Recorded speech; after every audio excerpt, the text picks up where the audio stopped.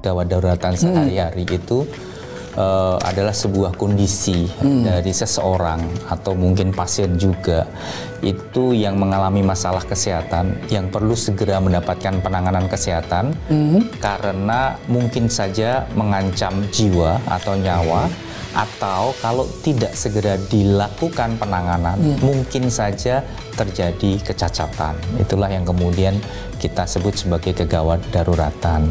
Nah, pengawasan itu salah satunya ya seperti ini, kita ikut mensosialisasikan program yang sudah menjadi kesepakatan bersama antara Dewan dan Pemda DIY, salah satunya ya PSC 119 ini. Diskes, podcast bersama Dinas Kesehatan Daerah Istimewa Yogyakarta.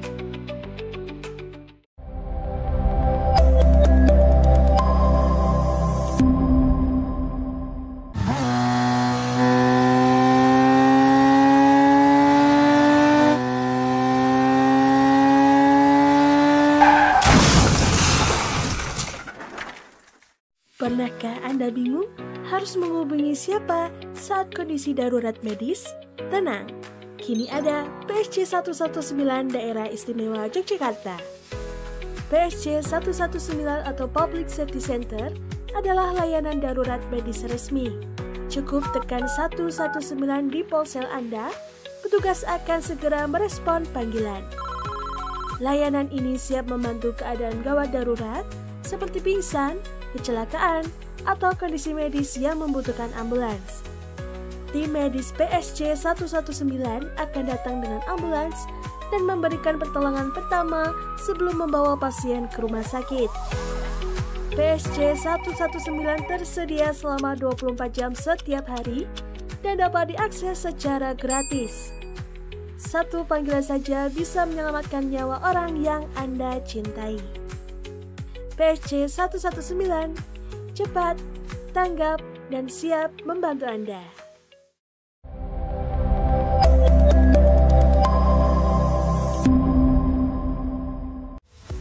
Bersama Kepala Bidang Pelayanan Kesehatan Dinas Kesehatan Daerah Istimewa Yogyakarta, Dr. Gregorius Anung Trihadi, MPH.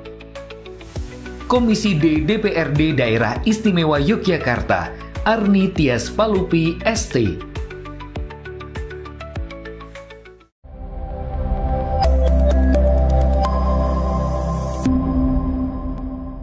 Assalamualaikum warahmatullahi wabarakatuh. Salam sejahtera, shalom, om swastiastu, namo buddhaya, dan salam kebajikan bagi kita semuanya.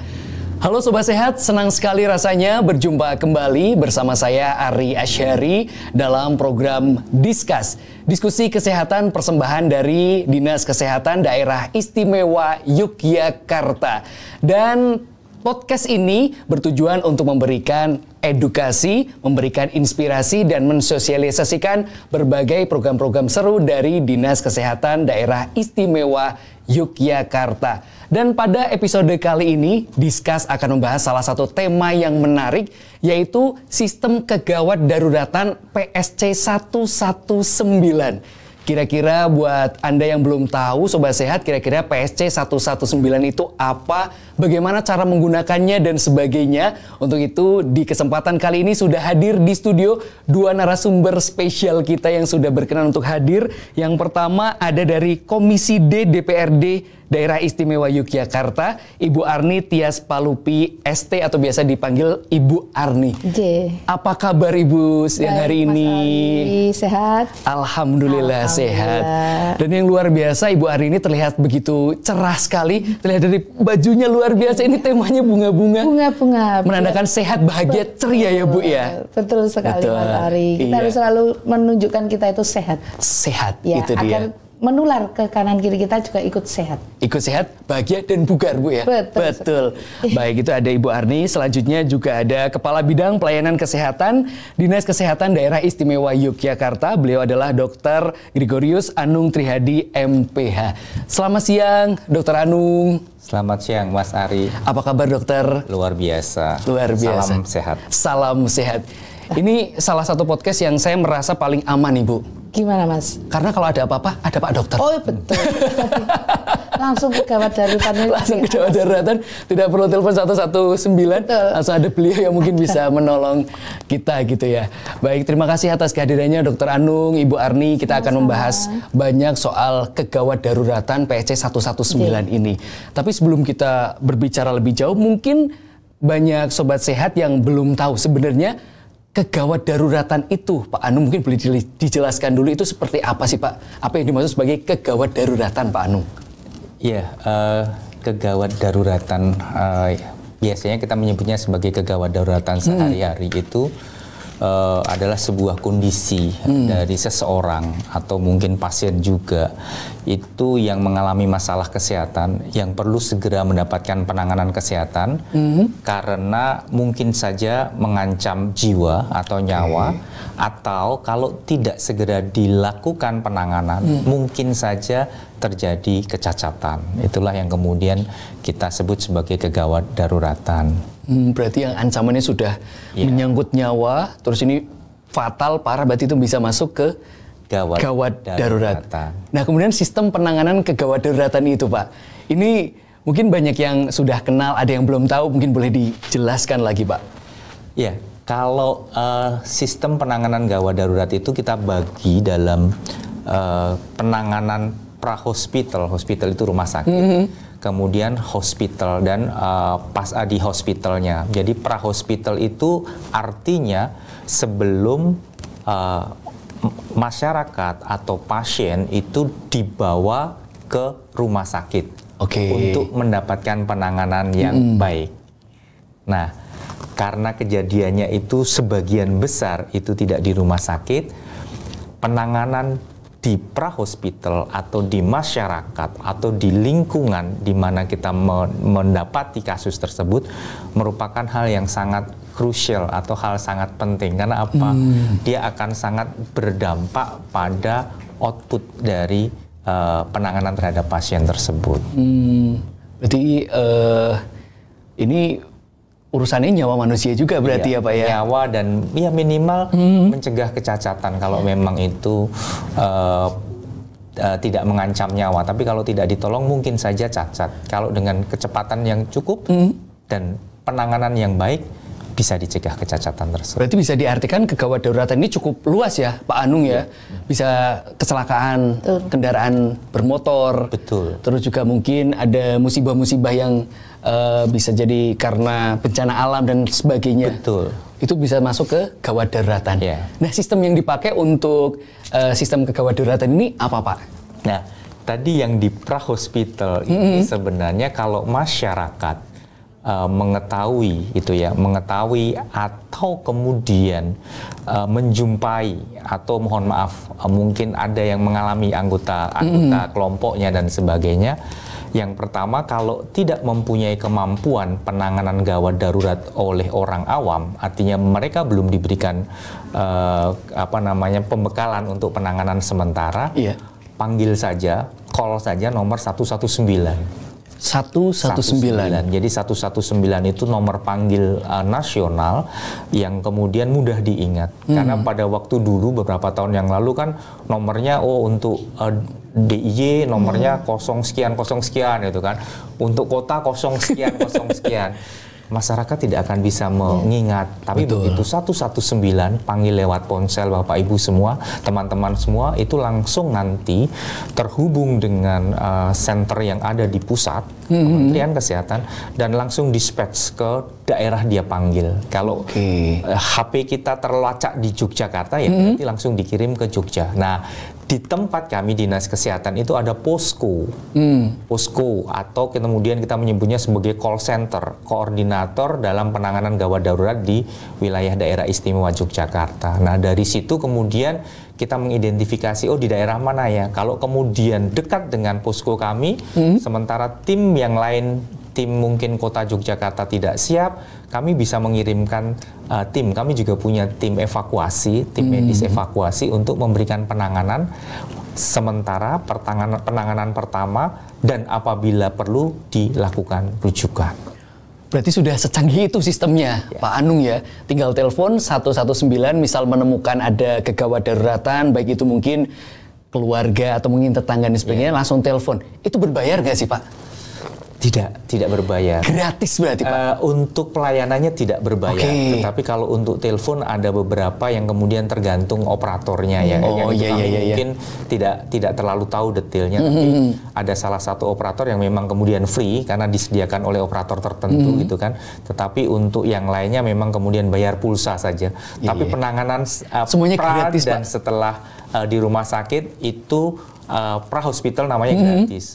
Nah, untuk selanjutnya menggunakan mekanisme penanganan yang lain, menggunakan mekanisme pembiayaan yang dimiliki oleh masyarakat tersebut. Iya berarti. Ya, kalau kecelakaan lalu lintas kan berarti biasanya jasara harja ya Bu. Atau mungkin juga kalau punya BPJS mungkin bisa dibantu juga kan ya Pak ya. Ada dua jenis. Kalau dia posisi bekerja otomatis BPJS ketenaga kerjaan. Ya. Kan gitu. Kalau yang menyangkut kesehatan secara penyakit ya BPJS kesehatan. Cuma ketika ada kegawat daruratan dengan telepon 119 itu bisa dilayani dengan cepat dan juga tepat Pak Anung ya. Apalagi dengan sistem yang sudah canggih bisa melacak oh ini penelponnya dari mana kemudian bisa dibantu fasilitas kesehatan terdekat gitu ya Pak ya. Berarti misal ada orang Gunung Kidul Pak, telepon juga langsung bisa dibantu juga ya Pak ya. Kalau Gunung Kidul karena PSC 119 itu yang sudah punya call center yang selalu siap 24 jam itu baru 3 kabupaten kota. Maaf saya koreksi, baru 2 kabupaten kota, 1 provinsi. Maaf 1 DIY ya, Pemda DIY ya.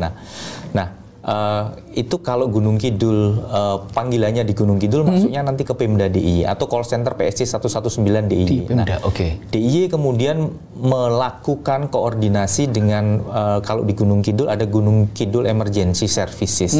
Jadi sebenarnya hampir sama dengan PSC, cuma mereka masih menggunakan nama lokal gitu karena memang belum berafiliasi dengan call centernya 119. Nah, dari sana kemudian tim terdekat dikirim. Kalau katakanlah mungkin dekat dengan PMI, PMI sebagai jejaring kami kirim tim ke sana ke lokasi. Atau malah mungkin dekat dengan puskesmas, rawat inap. Tim dari puskesmas rawat inap itu kemudian kami minta untuk melakukan penanganan pertama atau melakukan penanganan gawat darurat di lapangan. Jadi untuk masyarakat DIY sudah tidak perlu khawatir dimanapun Anda berada ketika memang ada situasi darurat yang ini kaitannya seperti Pak Anung tadi jelaskan, kaitannya nyawa dan juga mungkin bisa membawa kecacatan untuk tubuh, maka silahkan langsung bisa menghubungi 119 itu tadi ya Pak ya. Kemudian kalau kita ngomongin ini kan kalau saya mendengar dari penjelasan Pak Anu ini sangat penting ya. Kalau dari Pak Anu sendiri ini seberapa penting sih Pak PSC 119 ini untuk masyarakat Pak? Sangat penting kalau kita lihat record panggilan kami di harian. Harian itu hampir pasti kami menerima panggilan di atas 25 kali panggilan. Ya. Setiap harinya Pak? Setiap hari. 25 lebih? 25 kali panggilan. Wow. Itu dari pagi sampai malam, kadang-kadang juga dini hari. Baik itu akibat kecelakaan di lalu lintas di jalan raya atau kegawat daruratan yang Mas Ari sampaikan di rumah tangga katakanlah. Itu juga kadang-kadang memanggil 119. Jadi memang kadang-kala bahkan kemudian yang tidak masuk kategori gawat darurat pun manggil. Nah, pernah itu Pak? Apa itu Pak? Pernah cerita tapi Pak? Ya kemudian kami tetap terima, kemudian kami beri teman-teman berikan pemahaman, oh kalau seperti ini ditangani begini saja dulu, bisa kemudian kontrol ke rumah sakit karena dia kan tidak perlu dilakukan stabilisasi, kemudian harus dijemput ambulan, tidak perlu. Tetapi tetap kami terima untuk panggilannya. Misalnya, halo Pak, ya kenapa Bu? Ini anak saya pilek terus Pak. Nggak perlu PSC 119, nggak perlu ya. Tidak perlu mengakses PSC 119. Kecuali kalau kondisinya sesek, nggak bisa nafas, mungkin iya ya. Tapi kalau itu dia, Bu, ya. hanya pilek karena pilek anak kecil ya jangan sampai ke PSC 119. Berarti itu dibuka 24 jam ya Pak ya? Untuk PSC 119 itu ya? Teman-teman kami di call center itu 24 jam. 24 jam, berarti karena kita tidak pernah tahu kegawat daruratan itu muncul kapan, bisa jadi di tengah malam lagi berkendara dapat musibah. Yang penting jangan ini ya, khawatir, pokoknya tetap stay cool kalau bahasa anak mudanya, telepon 119. Karena kalau orang panik kadang bingung ketika ada kecelakaan atau apa, ini harus gimana, mana udah malam nggak ada orang itu. Tenang, jangan panik, langsung telepon 119. 24 jam bisa dilayani ya Pak ya. Kemudian selama ini itu 25 per hari, berarti lumayan banyak. Paling sering kalau boleh cerita Pak, kasus apa Pak yang paling sering dilaporkan Pak? Paling sering biasanya kasus kecelakaan lalu lintas. Lalu lintas itu ya Pak ya? Lalu lintas di seluruh DIY ya. Jadi panggilan itu bisa masuk ke kami semua atau kemudian langsung masuk ke PSC-nya kota atau PSC-nya Kabupaten Bantul. Karena mereka juga sudah punya call center juga yang 24 jam juga dan sudah punya tim yang 24 jam.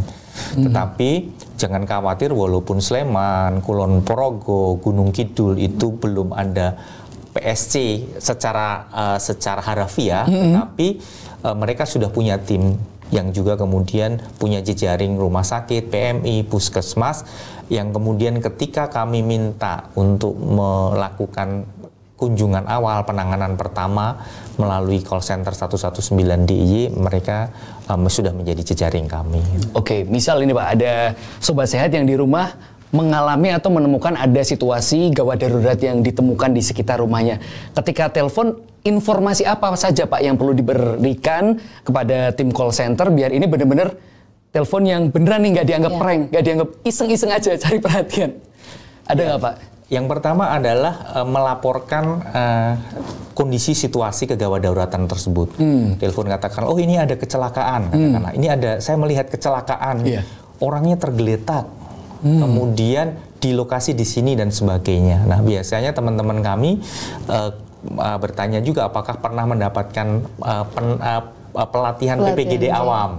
Kalau PPGD awam bisa kami pandu, oh lakukan, katakanlah mungkin cek nadi, cek itu dan sebagainya. Tapi kalau kemudian tidak pernah punya, biar amankan situasi saja.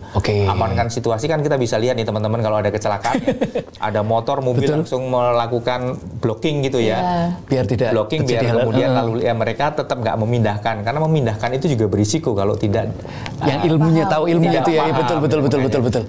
Jadi disitulah kemudian peran dari masyarakat itu sangat penting. Jadi saya sering, karena kebetulan saya juga mobile itu kan, saya sering melihat teman-teman kok macet parah kenapa ya? Nah, itu kan. dia. Macet parah kenapa? Oh ternyata ada mobil satu ngeblok gitu kan, terus ada yang kemudian terbaring gitu kan. Nah biasanya itu kalau ada tenaga medis biasanya pasti akan turun. Nah kadang-kala kalau saya mau turun ternyata ambulannya sudah datang, gitu. Berarti teman-teman sudah datang langsung kemudian melakukan penanganan. Nah yang biasanya yang paling penting adalah kolaborasi dengan berbagai sektor. Siapa saja itu? Kecelakaan itu kan biasanya kan ada ada dinas perhubungan ya. Kemudian polisi polisi yang biasanya yang paling pertama itu kan. Nah kemudian dengan instansi yang lain juga. Jadi memang kami tidak berjalan sendiri. Kadangkala yang menelpon juga bukan masyarakat, kadangkala yang menelpon polisi. Oh iya. Kadang-kala kan telepon polisi ya. Betul. Jadi kecelakaan kadang-kala telepon polisi ada, atau mungkin di pos itu paling dekat polisi. Oh iya. Polisi sudah paham kalau ada kecelakaan telepon 119. Oke. Jadi untuk masyarakat yang menemukan kondisi gawat darurat itu, jangan langsung malah ada kecelakaan langsung keluarin HP direkam di upload story, jangan. Mengabarkan untuk instansi-instansi terkait yang bisa membantu, salah satunya adalah 119 itu tadi ya. Kita ke Bu Arni sebentar. Ya Bu Arni, melihat tema kita, topik kita hari ini tentang PSC atau Public Service Center ini 119, dari pendapat Ibu Arni gimana Bu? Jadi sebagai perwakilan dari masyarakat di DIY khususnya ataupun di Bantul, karena saya asalnya dari Bantul, hal-hal seperti ini sangat penting Mas, dan harus kita sosialisasikan karena tidak semua masyarakat itu paham tentang SOP bagaimana saat terjadi gawat daruratan. Betul. Nah itu pentingnya kalau kita punya call center, akhirnya kalau itu sudah tersosialisasi, masyarakat kan tidak perlu panik lagi. Itu. Dia langsung, oh kalau ada keluarga atau tetanggaku tiba-tiba serangan jantung, telepon ke 119. Atau tadi seperti Pak Anung sampaikan, ada kecelakaan, telepon 119. Jangan itu tadi seperti jenengan sampaikan, ambil HP, story, nanti belum tahu urusannya apa, pihak dari yang berkewenangan malah tidak bisa karena sudah terlalu kredit orang-orang yang pengen lihat kejadian itu kan. Tonton malah kasihan Bu ya. Betul sekali Mas. Sekarang kan agak FOMO ya, orang ada bencana atau ada kecelakaan itu malah pada nonton, bukan gimana caranya nyari solusi atau memberikan arus lalu lintas untuk ambulan agar bisa lewat dengan tenang ataupun dengan cepat ke lokasi yang kejadian itu. Berarti penting banget Bu ya adanya penting sekali PSC ini Mas, ya. dan itu harus selalu disosialisasikan.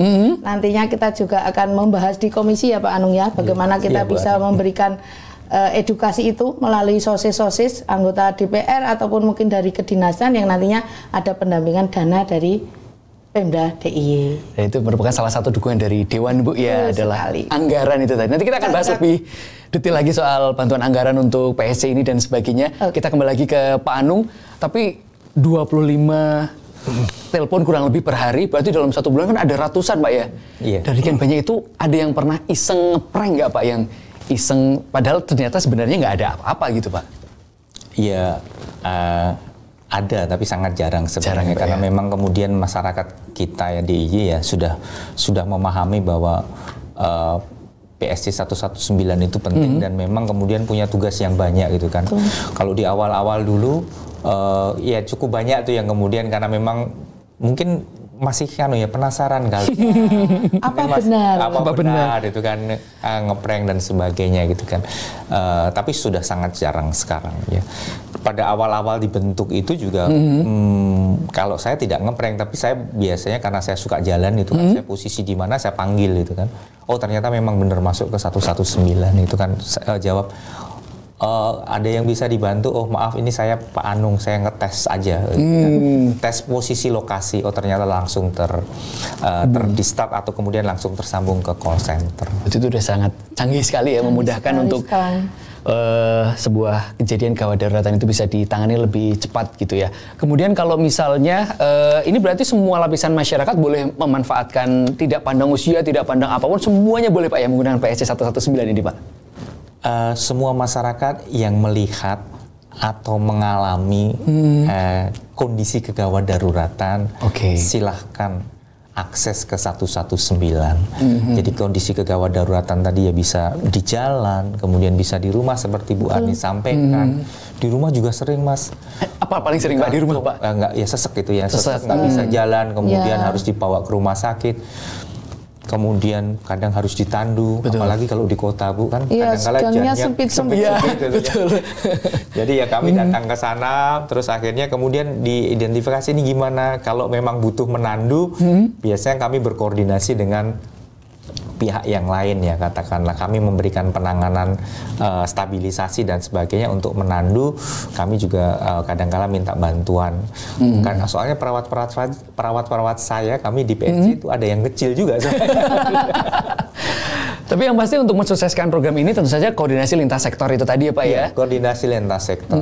Termasuk kepolisian, rumah sakit, dan sebagainya itu bekerja sama untuk menangani kondisi-kondisi gawat daruratan ini. Apalagi kalau kita lihat di daerah istimewa Yogyakarta memang ada beberapa potensi-potensi bencana itu juga menjadi satu call center yang sangat penting ketika sesuatu terjadi, melaporkan, apalagi kalau ada korban-korban yang perlu diselamatkan gitu ya Pak ya? Ya, jadi kembali ke SPGDT tadi, sistem penanggulangan gawat darurat terpadu kan sebenarnya terpadu ya, dari prahospital, hospital dan sebagainya. Terus kemudian dia untuk kegawat daruratan sehari-hari yang sampai saya sampaikan, atau kegawat daruratan pada kondisi krisis kesehatan atau mungkin bencana. Daerah kita kan termasuk salah satu daerah yang Pak, rawan di sesar patahan. Oh iya betul. Itu PSC kami juga menjadi sebuah tim yang nantinya akan turun ke lapangan pertama kalau kemudian ada laporan terkait dengan kondisi dicurigai krisis kesehatan, melakukan penanganan awal atau biasanya melakukan rapid health assessment atau penilaian kesehatan secara kaji cepat kesehatan secara cepat ya. Mungkin sebentar saya potong Pak. Mungkin bagi orang awam krisis kesehatan itu seperti apa? Apakah kecelakaan itu tadi dimasuk krisis kesehatan atau beda Pak? Agak sedikit berbeda. Krisis kesehatan itu biasanya kejadian-kejadian yang berpotensi memberikan masalah kesehatan pada masyarakat secara luas. COVID-19 apakah termasuk Pak? Termasuk di dalamnya. Oh iya. Bencana tadi ya, bencana banjir di Bantul itu kan banjir kan kemarin kan, yang kemudian berpotensi berdampak pada kesehatan masyarakat luas gitu kan, dan biasanya itu kan kadang-kala malah fasilitas pelayanan kesehatan juga kadang terdampak dan sebagainya. Itu yang namanya krisis kesehatan. Jadi tidak hanya penyakit tapi juga ada dampak dari bencana yang bisa menimbulkan penyakit. Karena kalau misal ada bencana terus pengungsian mungkin sanitasinya kurang baik dan sebagainya, itu bisa menyebarnya cepat sekali satu penyakit, Pak ya. Jadi itu bisa menjadi salah satu penanganan dari tim PSC untuk melakukan rapid health assessment. Jadi kaji cepat, terus kemudian ini berpotensi jadi masalah kesehatan secara meluas nggak sih? Kalau enggak ya udah berarti penanganan kesehatan atau fasilitas pelayanan kesehatan setempat masih mampu oke. Kalau enggak berarti kemudian kayak COVID itu kan. Betul. COVID itu bahkan Pemda DIY kan sendiri tidak mampu kan, akhirnya kemudian diambil nasional ya itu kan pandemi ya, krisis kesehatan. Kalau pandemi bencana itu pasti krisis kesehatan. Betul. Tapi krisis kesehatan belum tentu dia adalah bencana. Banjir itu mungkin saja menimbulkan krisis kesehatan, tapi belum tentu akan dikatakan sebagai bencana. Gitu kan. Iya. Sebagai alumni COVID 2020 Pak, alhamdulillah bisa sehat. Saya pernah Bu. Oh iya. Alumni ya. Alumni saya di isolasi mandiri itu 1 minggu, terus di rumah sakit sampai 1 minggu juga. Jadi bersyukur masih bisa sembuh, bisa bertemu dengan 2 orang hebat ini. Ibu enggak? Alhamdulillah Pak Anung enggak ya? Saya atau pernah juga Pak? Tidak. Walaupun saya bertugas di garda terdepan, alhamdulillah mungkin karena imunnya bagus. Pak dokter soalnya. Iya. Menggunakan alat pelindung diri APD yang cukup mungkin. Menggunakan alat pelindung diri yang cukup mungkin sedikit mempunyai keberuntungan tidak terkena. Itu dia. Ada garda terdepan yang setiap hari berkecimpung dengan pasien-pasien ya. Saya sebenarnya juga dulu imunnya lumayan, tapi dilala ada teman datang tuh yang bawa itu yang masalah ya. Alhamdulillah semuanya sudah bisa tertangani. Sekarang Indonesia sudah sehat kembali. Semoga tidak ada lagi. Amin. Selain sakit juga kerjaan jadi menurun waktu itu ya. Job-job banyak di cancel. Baik Sobat Sehat, nanti kita akan lanjutkan lagi obrolan luar biasa bersama Dr. Anung dan juga Ibu Arni. Kita masih akan lebih lanjut lagi membahas bagaimana sistem penanganan kegawat daruratan PSC 119 ini. Jadi pastikan Anda jangan kemana-mana, tetap di Discuss. Kita akan saksikan beberapa selingan video berikut ini.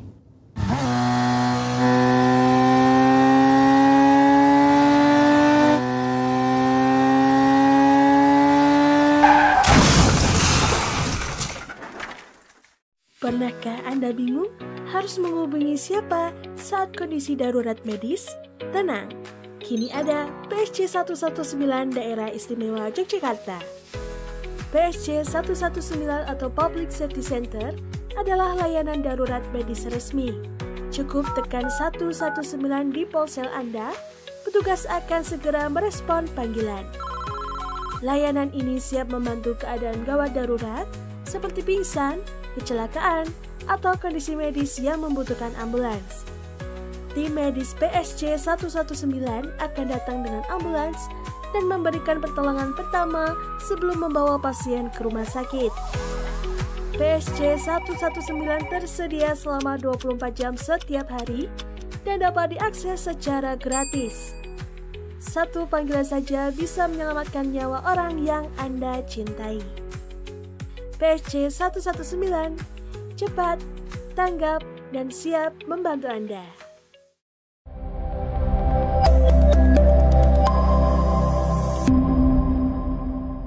Sobat Sehat, berjumpa kembali bersama saya Ari Asyari, dan di tema obrolan kita hari ini menarik banget. Jadi kita membahas soal pusat layanan kedaruratan, kegawat daruratan PSC 119 yang ini tadi kalau sudah dijelaskan Pak Anung dan juga Bu Arni, ini bisa diakses dimanapun, kapanpun, siapapun, dan tentunya ini berupaya untuk menyelamatkan nyawa yang begitu berharga jika terjadi sebuah kegawat daruratan, bencana, kecelakaan, dan lain sebagainya.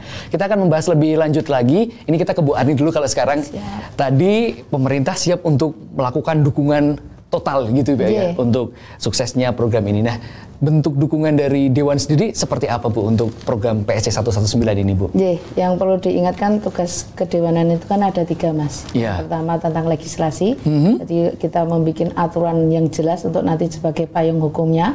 Kemudian yang kedua adalah penganggaran. Nah itu yang titik paling utamanya, bagaimana nanti kita dengan adanya program-program itu kita berpikir bersama dengan Pemda, khususnya Dinas Kesehatan, seberapa atau kebutuhannya yang diperlukan untuk satu kegiatan ataupun satu program. Nanti kita akan membahas kebutuhan tersebut terkait dengan juga kemampuan daerah, nanti kita munculkan angkanya seberapa. Dan yang terakhir adalah pengawasan. Nah pengawasan itu salah satunya ya seperti ini, kita ikut mensosialisasikan program yang sudah menjadi kesepakatan bersama antara Dewan dan Pemda DIY, salah satunya ya PSC 119 ini. Gitu. Oke, kita bedah satu-satu dari soal legislasi dulu Bu ya. Sudah ada aturan dari Dewan untuk soal PSC ini Bu? Kalau yang ada itu kan baru undang-undang dan peraturan pemerintah. Kalau untuk perdanya sendiri, kasusnya belum ada ya Pak? Belum ya. ada. Insya Allah itu nanti kita masukkan di Banlek untuk sebagai perda inisiatif dari Komisi D bersama dengan Dinas Kesehatan agar nanti payungnya hukum lebih kuat dan lebih jelas Mas. Karena kalau suatu program payung hukumnya kurang kuat, itu biasanya gampang didebat untuk nanti penganggarannya. Seperti itu. Jadi memang itu butuh kerjasama tadi terpadu tadi ada beberapa OPD yang terlibat di dalamnya, walaupun nanti sebagai komandannya dari Dinas Kesehatan, nanti tapi tetap kita juga melibatkan OPD ataupun dinas yang lainnya agar nanti lebih komprehensif program tersebut. Ya tidak tumpang tindih juga antar OPD ini Bu ya, biar tahu siapa yang komandani, siapa yang nanti untuk kesini ke situ gitu ya Bu ya. Betul sekali. Nah, yang selanjutnya soal anggaran Bu. Ini pripun Bu, boleh diceritakan nggak Bu? Kalau angkanya untuk saat ini kurang tahu nih Pak detailnya seberapa, nanti Pak Anung mungkin yang lebih bisa menjelaskan. Tapi pada prinsipnya kami dari Komisi D selalu mendorong kegiatan-kegiatan yang sifatnya untuk menjamin kesejahteraan masyarakat. Betul. Karena kan Komisi D kesejahteraan itu dari tahun ke tahun harus naik. Jangan sampai kok malah turun, apalagi stuck gitu. Jadi kita berupaya dan alhamdulillah Komisi D yang sekarang ini sudah satu visi satu misi untuk semua program yang terkait dengan kemanusiaan di daerah istimewa Yogyakarta ini dari tahun ke tahunnya harus anggarannya naik. Gitu. Apalagi kalau ini dilihat dari kacamata pribadi saya bahwa program ini merupakan salah satu program yang bisa langsung dirasakan masyarakat. Betul sekali bisa Mas. Membantu langsung masyarakat ya kan Bu ya. Bukan hanya bansos-bansos saja ya, tapi yang seperti ini juga sangat membantu karena ini urusannya nyawa. Iya betul. Urusannya sekali, juga dengan tadi ada faktor resiko kecacatan juga. Kalau cacat kan akhirnya jadi butuh bantuan dari orang lain untuk kesehariannya memenuhi kebutuhannya. Jadi itu juga menjadi pemikiran kami bagaimana program itu tidak hanya kita memberikan ikannya saja, tapi kita memberikan kailnya agar bisa lebih luas dirasakan oleh masyarakat di DIY. Terus yang terakhir Bu soal pengawasan, nah pengawasannya bagaimana ini Bu terkait program ini Bu dari seperti Dewan? Ini Mas, kita terjun langsung ke masyarakat. Kebetulan kan saat ini ada reses ya. Kita juga menyampaikan hal-hal seperti itu tadi, seperti tentang PSC 119. BPJS Ketenagakerjaan, BPJS Kesehatan, kemudian program-program yang lainnya, itu selalu kita masukkan dalam pointer untuk kita sampaikan ke masyarakat, baik itu melalui reses, sosialisasi, workshop, seminar, ataupun hanya saya turun ke masyarakat. Jadi tidak ada embel-embel tugas kedinasan dari kantor, tapi kebetulan ada kumpulan ibu-ibu atau mungkin ada kegiatan bapak-bapak ronda, itu ya kami sampaikan agar nantinya saat kejadian itu ada minimal sudah ada 1-2 orang yang sudah dapat informasinya. Jadi mereka tidak panik lagi, tidak gerusah-gerusuh lagi, semuanya bisa tertata dan reaksi cepat bisa dilaksanakan, resikonya bisa dikecilkan. Itu dia tadi. Yang penting kuncinya tidak panik gitu tadi. Betul, ya, jangan panik Mas. Wong itu aja kalau panik dulu Gembar cerita kakak saya tuh pintu yang harusnya didorong ditarik Mas, jadi nggak bisa keluar. Betul. Karena saking paniknya itu tadi. Bener, kadang saking paniknya ada kejadian HP sudah di tangannya dicariin. Betul. HP ku di mana mau telepon ditarik ya. Sering kejadian Bu ya. Betul. Jadi memang harus lebih tenang lagi, tidak panik dan berkepala dingin untuk menghubungi nomor-nomor yang penting. Salah satunya adalah 119. Oke, kita ngobrol soal teknis lagi Pak ya. PSC 119 ini sebenarnya kalau kita ngomongin soal dasar hukumnya, mungkin boleh dijelaskan Pak Anung soal dasar hukum dari PSC ini Pak? Iya, Kalau dari kesehatan sebenarnya dasar hukumnya cukup banyak ya. Yang pertama Undang-Undang Kesehatan Nomor 17 Tahun 2023 dengan peraturan pemerintahnya pelaksanaannya Nomor 28 Tahun 2024 dan beberapa peraturan Menteri Kesehatan untuk teknis pelaksanaannya tentang itu tadi SPGDT, Sistem Penanggulangan Gawat Darurat Terpadu, dan juga tentang bagaimana beroperasinya PSC 119 dengan call centernya 119. Itu memang sudah ada dasar hukumnya, sehingga kalau kita lihat kan tadi saya cerita di awal ketika kemudian ada panggilan 119, ini kan 119 seluruh Indonesia terhubung. Cuma di provinsi ada call center sendiri yang kemudian menerima. Nah inilah kemudian keputusan Menteri Kesehatan itu mengatur bagaimana kemudian kalau panggilannya ke Jogja berarti harus langsung diteruskan ke Jogja biar diterima di Jogja. Nah kalau untuk kelembagaan memang Perda memang belum ada, tetapi tahun 2024 kemarin di peraturan gubernur tentang tugas dan fungsi dari organisasi perangkat daerah, dalam hal ini Dinas Kesehatan, itu bagian atau seksi yang membawahi PSC 119 itu ketugasnya sudah dirinci, cukup rinci. Kalau sebelumnya belum, ini dirinci karena dengan tadi Bu Arni menyampaikan kalau sudah ada dasar hukumnya rinci itu, ini tugas utama kan, berarti tetap akan mendapatkan dukungan anggaran. Nah, memang belum secara detail Bapak Ibu dari Komisi D mencermati ini, tapi secara garis besar dukungan SDM, artinya kemarin kami mendapatkan 8 SDM perawat untuk bertugas di call center. Itu kan dasar hukumnya salah satunya adalah peraturan gubernur. Kan di situ kan melekat gaji, melekat tunjangan dan sebagainya.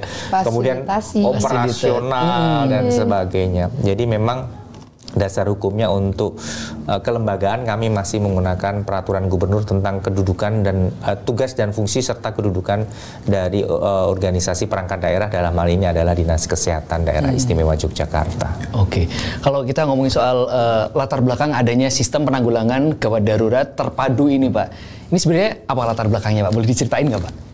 Latar belakangnya sebenarnya sudah sedikit saya sampaikan di depan. Salah satunya adalah kebingungan masyarakat pada waktu itu.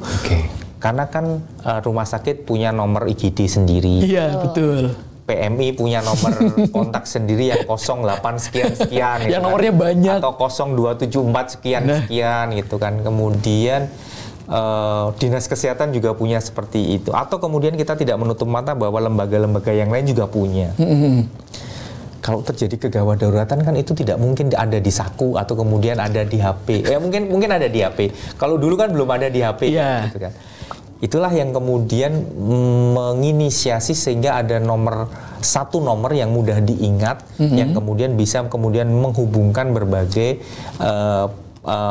institusi yang terlibat di dalamnya. Nah itu yang pertama. Yang kedua, itu tadi sistem penanggulangan gawat darurat terpadu itu tidak hanya sekedar memanggil 119, tapi menyiapkan penanganan prahospital itu supaya baik.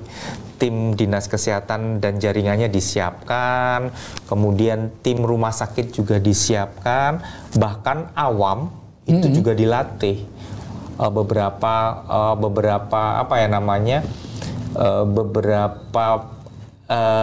pekerja atau relawan atau mungkin orang-orang yang kemudian berkecimpung di jalan, yang kemudian mungkin yang menjadi yang pertama itu kemudian diberikan pelatihan atau sosialisasi penanganan kegawat daruratan untuk awam.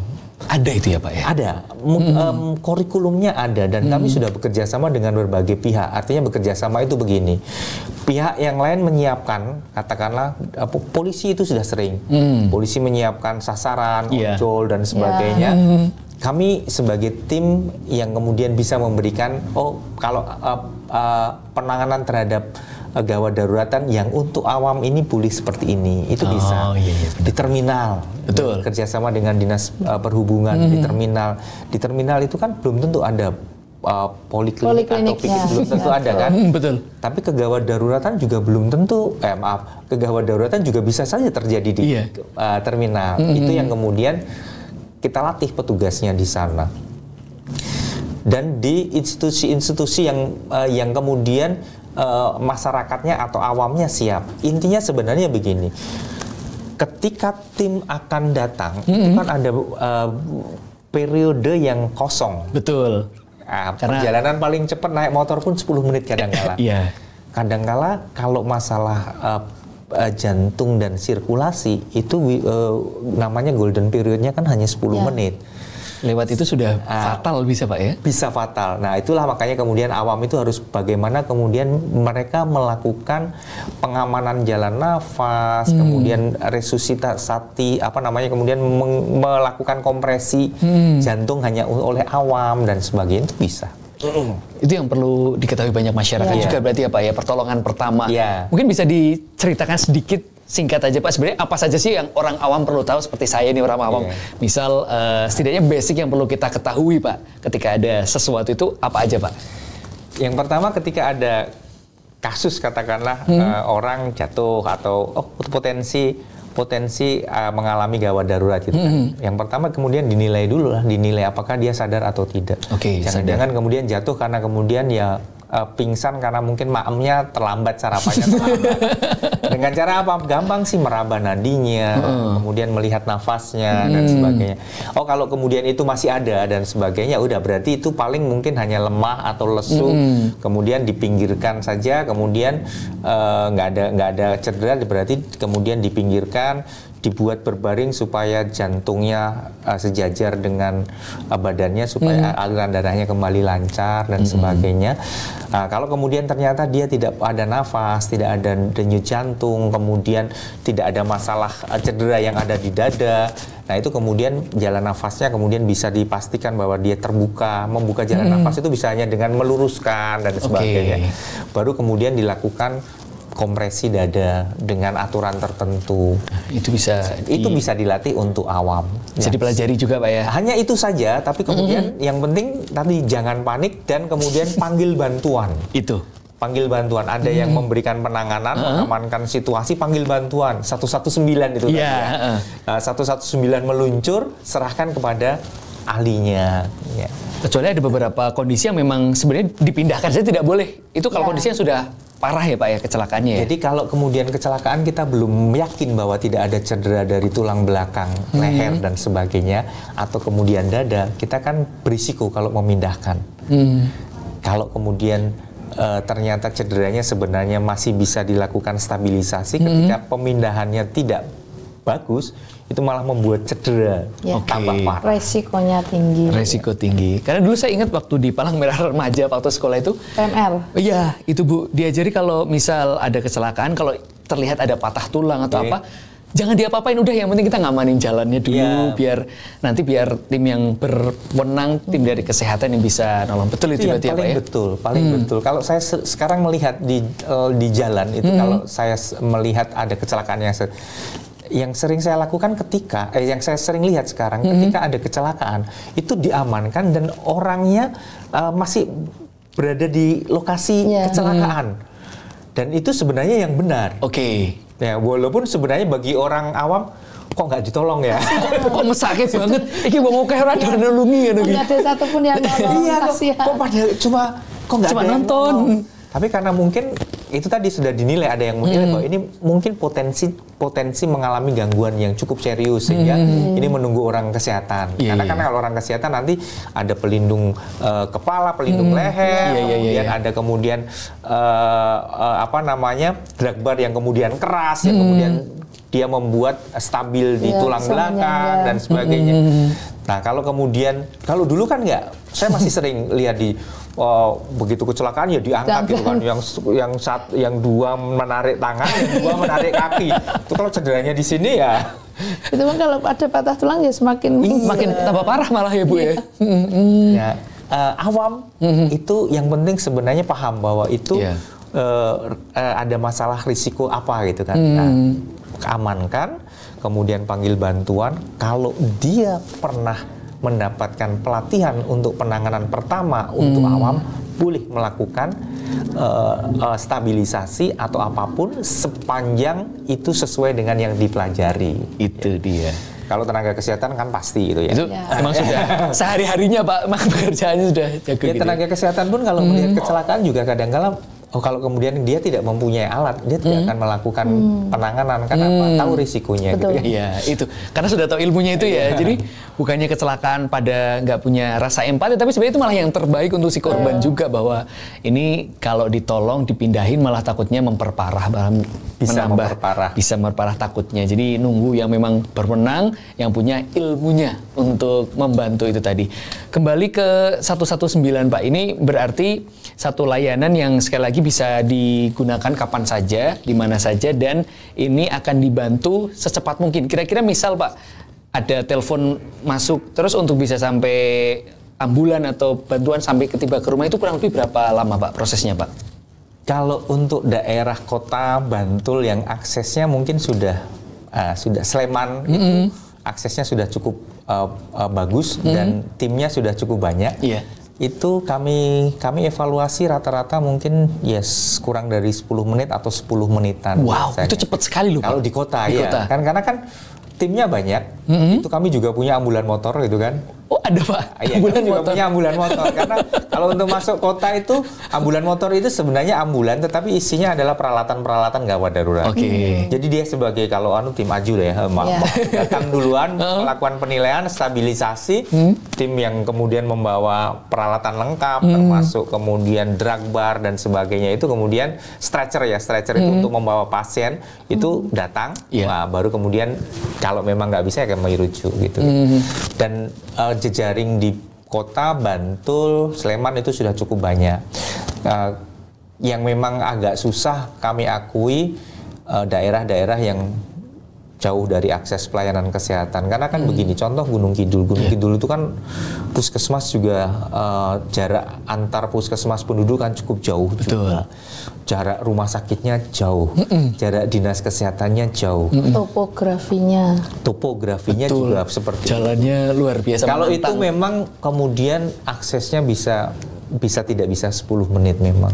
Tapi tetap bisa dilayani itu yang paling pasti. Cuma memang butuh waktu yang lebih karena ya jalannya kadang kita tahu ya masih menanjak, terjal dan sebagainya. Tapi untuk di kota Jogja, Sleman, Bantul itu bahkan kurang dari 10 menit bisa langsung sampai itu, perkotaan bisa. Ya kalau di perkotaan itu kalau bisa 10 menit. Kadang-kala begini. Kami punya itu kejadiannya di situ paling dekat siapa timnya ya. Kemudian, silakan luncur gitu kan. Apalagi kalau kemudian cuma di jalan-jalan sekitar katakanlah jalan sekitar mall, jalan Solo dan sebagainya itu timnya banyak banget gitu kan. Jalannya besar-besar. Dan jalannya besar-besar itu kan. Ya kalau yang jalan kampung-kampung biasanya kami datang lewat pakai ambulan motor dulu biasanya. Itu yang kemudian kami mengejar golden time sebenarnya, golden period ya. Biar bisa terselamatkan itu tadi. Ya kalau dia masalah jantung dia terselamatkan. Jadi kalau bisa garis bawahi tujuan ini sebenarnya adalah apa Pak, boleh disampaikan? Jadi tujuan dari penanganan SPGDT ini adalah memberikan pelayanan pertama yang terbaik untuk korban agar untuk life saving, menyelamatkan nyawa atau mencegah kecacatan. Jadi dua tujuan utama itu. Jadi kami mengirimkan tim datang secara awal itu untuk menyelamatkan nyawa dan mencegah kecacatan. Itu tujuan utamanya. Baik, terima kasih Pak Anung, Bu Arni. Nanti kita akan lanjutkan lagi di segmen selanjutnya. Kita jeda sejenak Sobat Sehat. Kita akan lanjutkan lagi obrolan kita tentang PSC 119 ini yang seru sekali. Jadi pastikan Anda jangan kemana-mana. Kita akan kembali lagi setelah pesan-pesan berikut ini.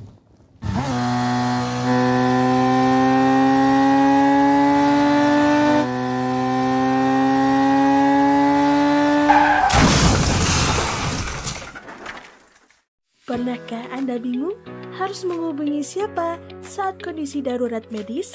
Tenang, kini ada PSC 119 Daerah Istimewa Yogyakarta.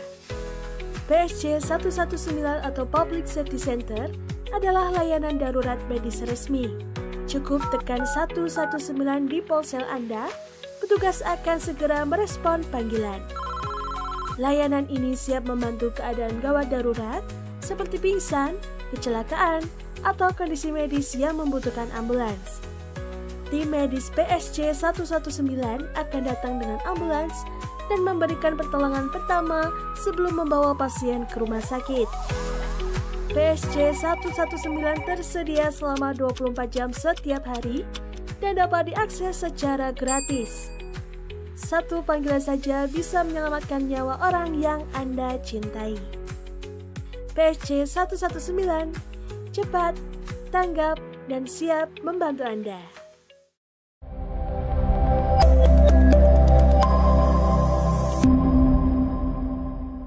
Sobat Sehat, berjumpa kembali bersama saya Arya Syari dalam diskusi kesehatan bersama dengan Dinas Kesehatan Daerah Istimewa Yogyakarta.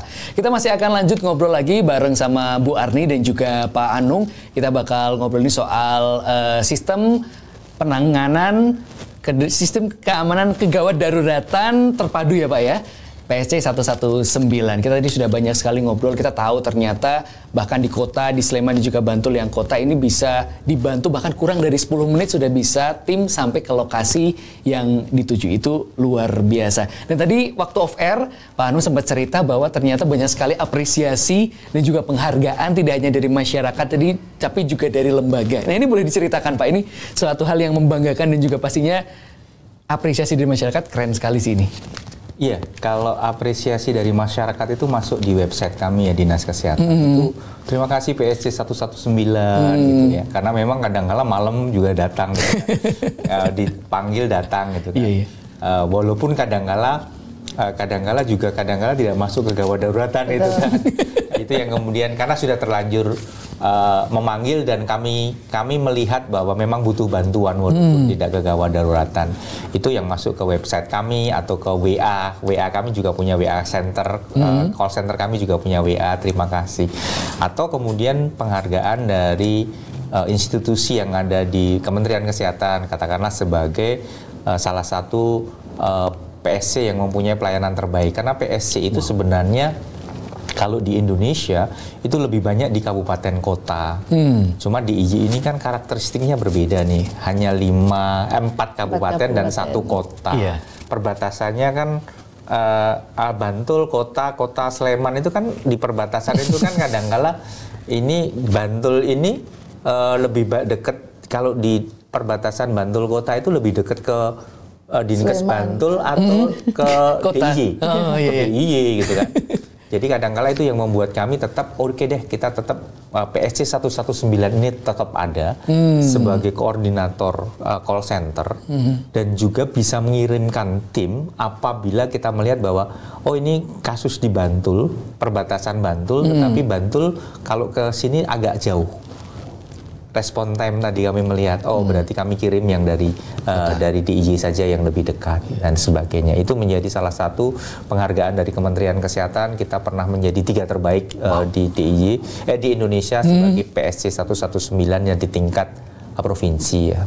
Dan luar biasa, bener sih, saya jadi kepikiran misal kayak daerah Banguntapan, itu kan lebih dekat dengan kota daripada harus ke Bantul yang jaraknya lebih jauh ya Bu ya. Condong Catur itu kan juga Catur Tunggal itu lebih dekat ke kota daripada ke yang Kabupaten Slemannya itu ya. Karena kalau kita berbicara pelayanan itu kan kita tidak melihat dia KTP mana gitu, gitu kan. Tapi kadang-kala kan di kabupaten kota mungkin saja karena memang itu di luar wilayah, mereka harus mempertanggungjawabkannya susah gitu kan. Nah, itulah yang kemudian peran PSC 119 sangat besar. Karena apa? Yang mengambil mungkin PSC 119 di IJ atau jejaringnya kami, PMI dan sebagainya. Mau diantar ke rumah sakit yang ada di kota boleh, mau diantar ke rumah sakit yang ada di Bantul juga boleh. Yang penting sebenarnya setelah kita masyarakat tidak perlu panik. Ketika terjadi kegawat daruratan, panggil saja 119 yang menilai atau melakukan assessment apakah perlu dilakukan rujukan dan sebagainya. Itu biar teman-teman kami di PSC. Yang menentukan nanti sebaiknya dirujuk ke rumah sakit mana itu biar teman-teman kami di PSC. Karena kami juga punya data nih rumah sakit dengan kemampuan tertentu. Katakanlah untuk cedera kepala berat gitu kan. Kami pasti kemudian melakukan stabilisasi dan kemudian memilihkan rumah sakit untuk dilakukan rujukan yang mempunyai SDM dan peralatan lengkap. Bukan yang terdekat saja, tapi yang lengkap, yang cukup bisa untuk tadi menyelamatkan nyawa. Betul. Atau mencegah kecacatan. Oke, luar biasa. Berarti apresiasi dari masyarakat luar biasa Pak ya. Iya. Sangat terbantu dengan adanya program ini. Dan kita ke Bu Arni, harapannya dengan adanya program ini dari seorang anggota dewan apa Bu? Ya itu tadi Mas, kita dengan adanya PSC 119 kan otomatis bayangan kita itu resiko tentang kematian warga kita, kecacatan dari warga kita kan bisa diperkecil sekecil mungkin. Dan karena itu kenapa nanti kami akan mendorong dari komisi untuk program seperti ini, khususnya juga sosialisasi seperti ini ditambahkan.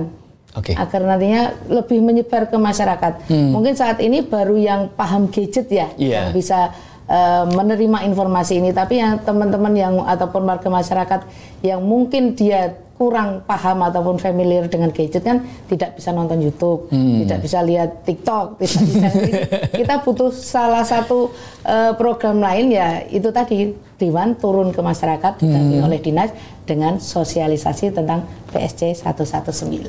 Bener sih, karena sayang banget ada program sebagus ini. Betul sekali. Sayang banget kalau masyarakat belum tahu dan tidak bisa memanfaatkannya. Dampaknya tuh sangat luar biasa gitu loh Mas ke masyarakat.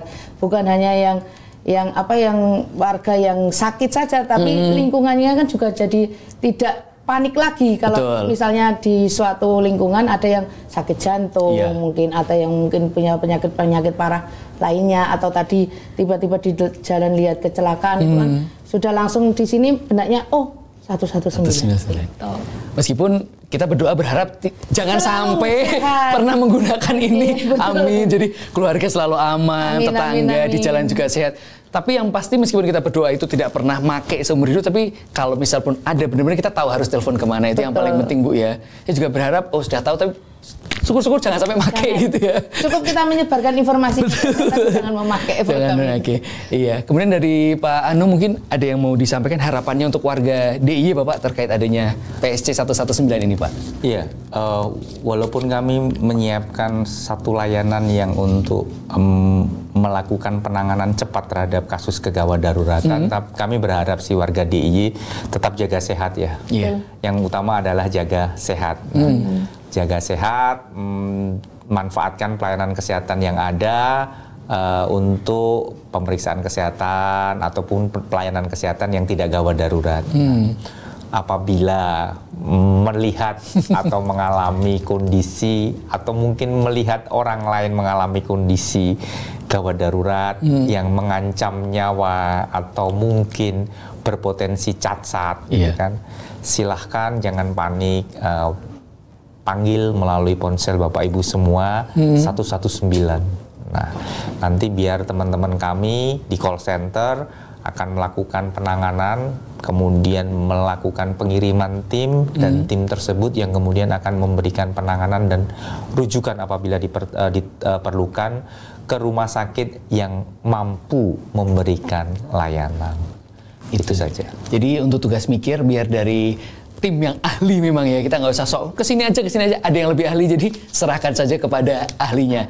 Baik, sebelum kita tutup episode kali ini, saya mau minta Pak Anung dan juga Bu Arni mungkin memberikan closing statement di obrolan kita siang hari ini. Mungkin dari Pak Anung terlebih dahulu, monggo silahkan, boleh Pak. Iya. Untuk warga daerah istimewa Yogyakarta, kami Dinas Kesehatan DIY siap memberikan pelayanan terbaik kepada Bapak Ibu semuanya, khususnya untuk gawat darurat. Silahkan manfaatkan call center 119 DIY apabila melihat kasus kegawat daruratan. Itu saja. Terima kasih Pak Anu. Misalnya Bu Arni, monggo silahkan Ibu. Pendek saja. Boleh sekali Ibu. Jangan panik, ingat 119. Jangan panik, ingat 119. Terima kasih Bu Arni, Pak Anung, luar biasa sudah berkenan untuk hadir di studio kami untuk berbincang dan bercerita banyak sekali soal kegawat daruratan PSC 119 ini. Untuk sahabat sehat, saya juga ucapkan terima kasih yang sudah menyaksikan. Jangan lupa bagikan, like dan juga subscribe biar banyak sekali masyarakat yang semakin tahu, semakin sadar pentingnya nomor 119 ketika ada kegawat daruratan. Dan yang paling penting, ini bisa dihubungi kapan saja, di mana saja, dan pastinya Dinas Kesehatan akan memberikan upaya pertolongan secepatnya, sebaik-baiknya. Baik, terima kasih sudah menyaksikan Discuss episode kali ini. Saya Arya Syari, mohon pamit undur diri. Terima kasih sudah menyaksikan. Jangan lupa saksikan Discuss episode berikutnya. Terima kasih, selamat siang dan wassalamualaikum warahmatullahi wabarakatuh.